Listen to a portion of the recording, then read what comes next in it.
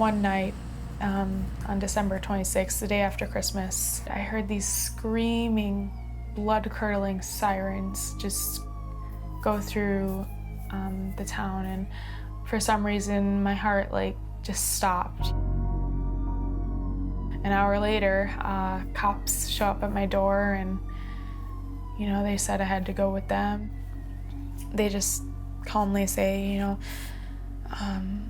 there's been an accident, and that your dad's in intensive care and your brother Jeff is also in emergency care. I knew it was over, that things would not be the same ever again. And just from that point, I was just crying, and just this extreme emotion of pain and just, loss and grief all together.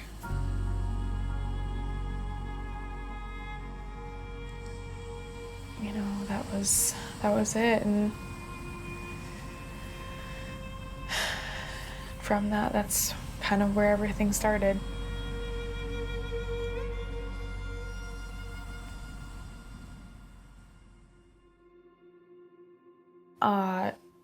I was very depressed. I was upset.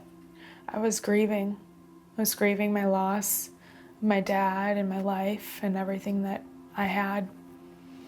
And to a grown-up, it might not seem like a big deal, but to a child that has just got their world just ripped out from under them, that is traumatic. It's super traumatic.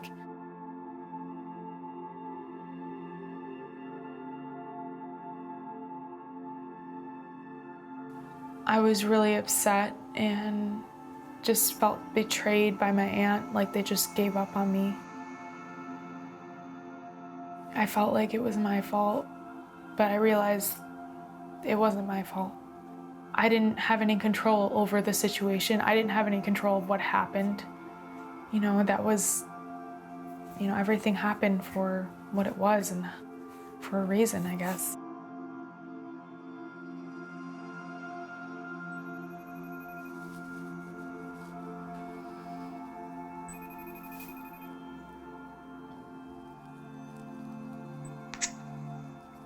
Hey, Jake! Hello. What's up? How's it going? Oh, it's going good. That's good. What are you up to?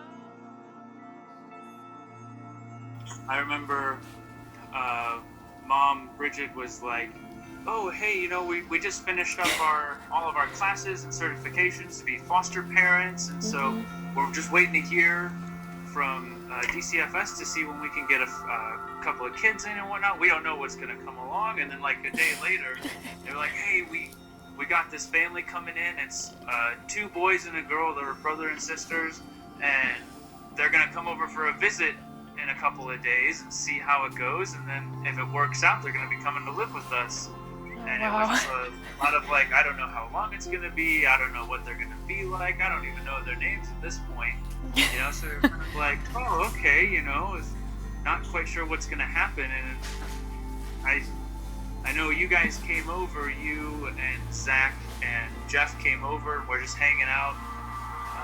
Remember, we're planning to watch a movie, and I came home from work or school or something, and you guys were there, and we're just like, oh, hey, I can get behind this. This is just kind of like hanging out, with any of the brothers and sisters that were already there. It's just, now there's more of them. When I first got there, I just walked in your house and I was like, the light was just shining everywhere and sunlight was pouring in, and it felt like home, and it felt like I was meant to be there, and this was the family that I was meant to be with, and I got this overwhelming feeling of this is where God wanted me to be.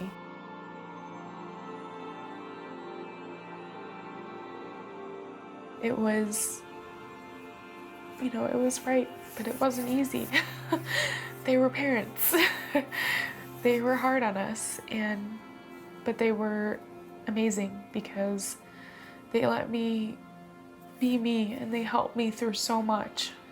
I think the best thing that Bridget did for me going through that stage was getting me a notebook and some pens, and just so I could write down everything that I was feeling or that I was, just if I was angry about an argument or something that they were telling me I needed to do, or if I didn't agree with something or whatever, I would just write it down and it would get all my anger out, and I would say these things, I'd be self-conscious about myself and just so many different things. And then I realized once I put it on paper, I'm like, that's not really what I think about myself.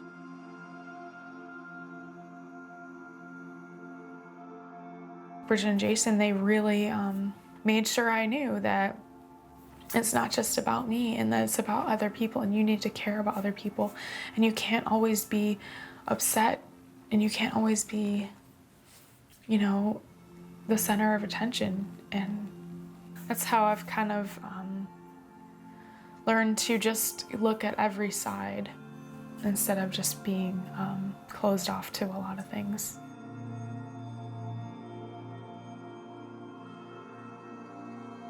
Each one of you showed me different aspects in life and lessons, and how not to do things or how to do things, or like you got out of the house early. I was like, whoa, what?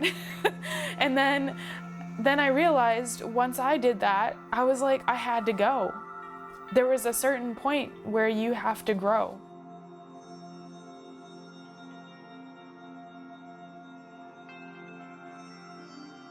Growing up and going off somewhere isn't always easy for both sides, and because they love you and they want to make sure you had everything you need, all your tools, all your, everything. And when I say tools, just lessons, life lessons that they tried to implement, just they wanted to make sure I had everything I needed before I left their house and that I would be successful. I got a tattoo actually. So it's a rose, and it symbolizes this quote my aunt gave me on a card, and it said, every flower that ever grew had to go through a lot of dirt to get there.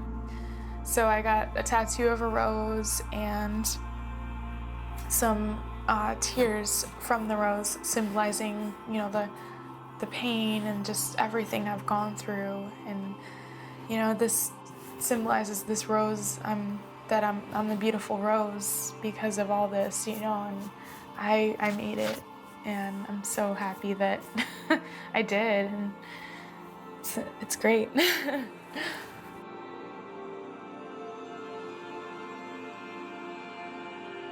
I am so excited and happy that I can share my story, because what's the point of going through all that struggle? I have to make that struggle worth something, right?